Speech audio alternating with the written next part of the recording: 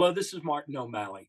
I am very sorry that I cannot be there with you in person to congratulate and thank Barbara Fison, to also thank and praise Virgie Rollins and Joanne Sullivan, and each and every one of you, energized, mobilized, and ready to organize, not just for the Democratic Party's future, but for the future of our republic. Uh, I wanted to also offer to you, by way of mitigating reason, as to why I am not there in person, this brand new, wonderful bundle of joy excuse, which is the birth of our first grandchild. His name is Joseph. I have a picture here. He's only a few days old, and there he is. Look at that punum. Good looking boy. And a lot more hair right now than I have myself. So let me share with you a couple thoughts. Number one, our country's never needed us more than our country needs us right now. I do not believe for an instant that the Democratic Party is done. I believe, in fact, that this is going to be our finest hour.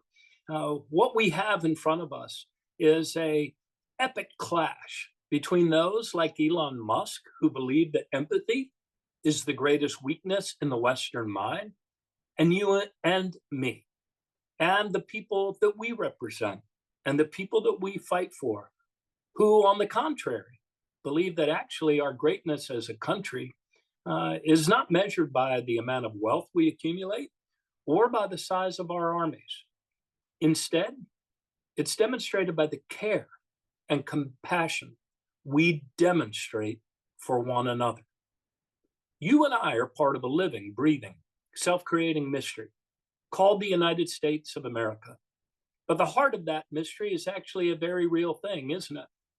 It is about understanding that we're all in this together, that we are one, that we need each other, and that our cause is one. And for all of those reasons, we as a party brought forth to this republic a program called Social Security, which is itself right now under attack by Donald Trump and the supposedly outgoing Elon Musk, who already has taken a chainsaw to that storied agency, taking a staffing that was already at a 50-year low and reducing it by shoving 7,000 people out the door, oftentimes in mass firings, or paying them your money and mine to leave right now. No knowledge transfer, just get out and don't let the door hit your backside on the way out. The people who currently govern us are overreaching in every possible way. It's been fast, it's been furious, it has been a blitzkrieg of undermining the institutions and the underpinnings of our country that so many of us took for granted for decades and decades. But make no mistake about it. Anyone who gets Social Security gets Social Security. And in fact, they're dismantling their attacks on it, the way they have been destroying the agency's ability to serve its customers, as well as trying to destroy its reputation with big lies like, that 20 million dead people are stealing our checks, when that's absolutely not true. All of these things are rubbing the American people the wrong way. And I truly believe that they are oblivious, given their bubble of wealthy tech bros. I think they're oblivious to the truth that so many people actually depend on Social Security. For 40% of seniors over 65, it is the difference between living with dignity or living under a bridge. So take heart, strong alpha female leaders of the Democratic Party. Our best days are still in front of us. The battle is at hand. It's time for greatness. And it's also time to dig deep. Don't let the people who tell you there's nothing we can do about anything, strip you of your optimism or your joy or your love of life or your love of our country and your commitment to our party. We are on the right side of history.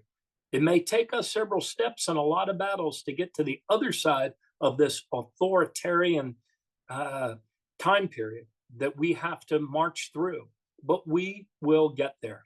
I leave you with the words of a guy who's become and has long been a bit of a hero of mine, and that is Dietrich Bonhoeffer, who said in times like these, there are three things that every person must do.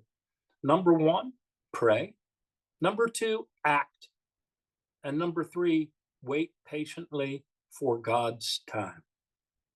So you are taking action. You are mobilizing, you are energized, you are organizing. I truly believe these next midterms are going to be some of the most successful midterms we have ever had.